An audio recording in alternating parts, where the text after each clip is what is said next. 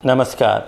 Bharat education YouTube channel में फिर एक बार आपका स्वागत। भारत एजुकेशन यूट्यूब चैनल लगातार कोशिश कर रहा है कि आपको सही नॉलेज, सही कोर्स के बारे में लगातार देता रहे, ताकि आपको कोई भी डाउट हो तो उस कोर्स के बारे में या उस कोर्स के बारे में कोई जानकारी ना हो तो आपको प्रॉपर जानकारी मिले।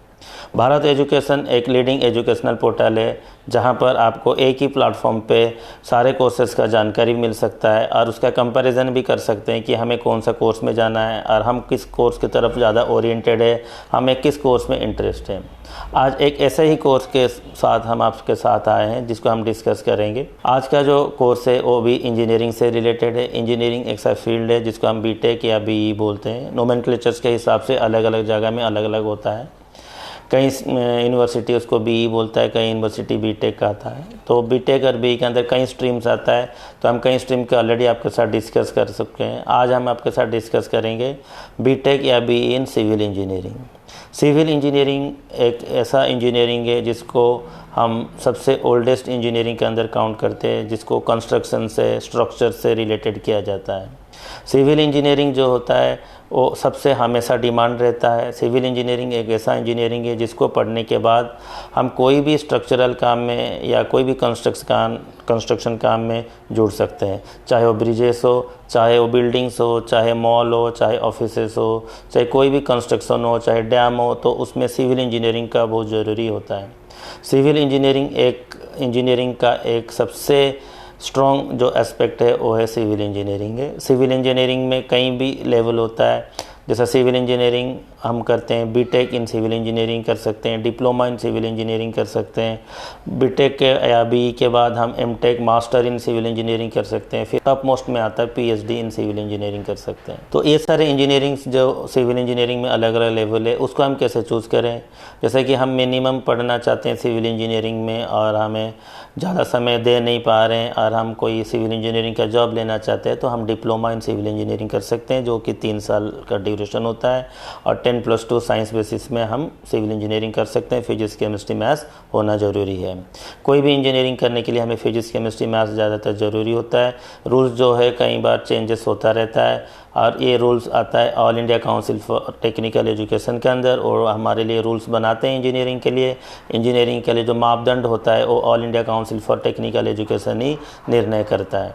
सिविल इंजीनियरिंग का डिप्लोमा जो है 3 साल का है, उसके लिए 10+2 साइंस हो गया।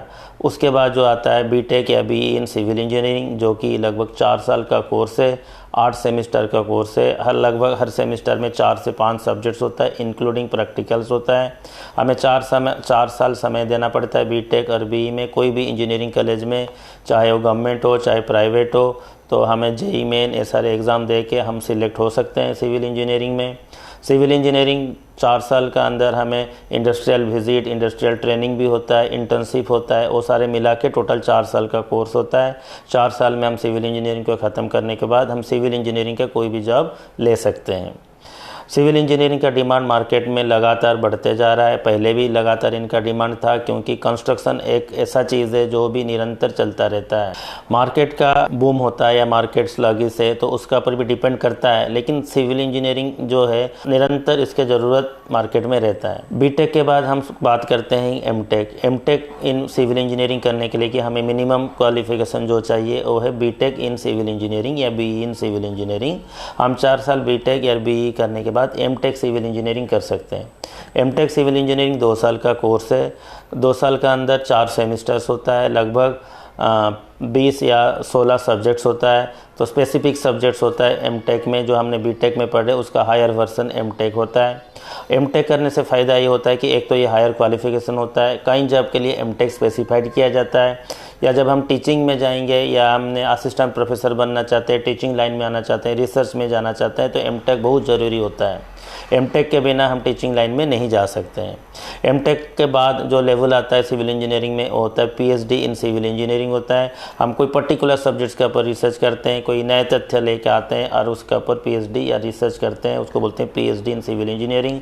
उसको करने के बाद हम डॉक्टरेट हमें प्राप्त होता है और हमारे सामने हम डॉक्टर लगा सकते हैं। डॉक्टर आपका नाम जो है उसके साथ हम सिविल इंजीनियरिंग कर रखे हैं, ये होता है। जो पीएचडी होता है वो मिनिमम 3 साल का होता है। पीएचडी करने के लिए हमें एग्ज़ाम देना पड़ता है आईआईटीज़ में या कई इंजीनियरिंग कॉलेजेस में पीएचडी अवेलेबल है, हम उसको अवेल कर सकते हैं। उसके लिए एग्जामिनेशन देना पड़ता है, एग्ज़ाम में क्वालिफाई कर जाएंगे तो हम पीएचडी कर सकते हैं। ये था सिविल इंजीनियरिंग का मोटा मोटी जो लेवल है, डिप्लोमा लेवल है या डिग्री लेवल है या मास्टर लेवल है या पीएचडी लेवल है। तो कोई भी हम शुरू करने से पहले हम सोचें कि हमारे पास बेसिक क्वालिफिकेशन क्या है और हम कितना टाइम देना चाहते हैं उस पढ़ाई को और हम किस लेवल तक जाना चाहते हैं, क्योंकि क्राइटेरिया जो है सबके लिए अलग अलग होता है। कोई एक पर्टिकुलर क्राइटेरिया नहीं होता कि हम उसी को लेके चले कि वो एक कोर्स कर रहा है तो मुझे भी वही कोर्स करना है, वो 2 साल का कर रहा है तो मुझे भी 2 साल का करना है, ऐसा कोई क्राइटेरिया नहीं है। पढ़ाई जो होता है या जो कैरियर हम जब चूज़ करते हैं वो प्योरली हमारा जो इंटरेस्ट है, हमारा जो रिसोर्स अवेलेबल है, हमारा जो कंडीशन है उसका ऊपर डिपेंड करता है। तो आज का इस वीडियो में हम आपके साथ डिस्कस किए सिविल इंजीनियरिंग का। एक चीज़ रह गया कि सिविल इंजीनियरिंग का प्रोस्पेक्ट्स क्या है। सिविल इंजीनियरिंग करने के बाद हम क्या कर सकते हैं। सिविल इंजीनियरिंग करने के बाद हम गवर्नमेंट प्राइवेट दोनों जॉब में कर सकते हैं। सिविल इंजीनियरिंग का ample amount of government jobs available होता है। प्राइवेट जॉब में सारे जगह में कंस्ट्रक्शन जहाँ होता है, जहाँ पर पावर प्लांट बनता है, जहाँ पर कोई भी स्ट्रक्चरल चीज़ होता है वहाँ पर सिविल इंजीनियरिंग होता है। तो सिविल इंजीनियरिंग गवर्नमेंट में, रेलवेज में, नेशनल हाईवे में, कहीं पर भी हम जाए, कंस्ट्रक्शन में, एनबीसी में, कहीं पर भी हमें सिविल इंजीनियरिंग का ज़रूरत होता है। आज का वीडियो में इतना ही। फिर एक नया वीडियो, फिर एक नया जानकारी के साथ आपके साथ हाजिर होंगे। तब तक के लिए धन्यवाद।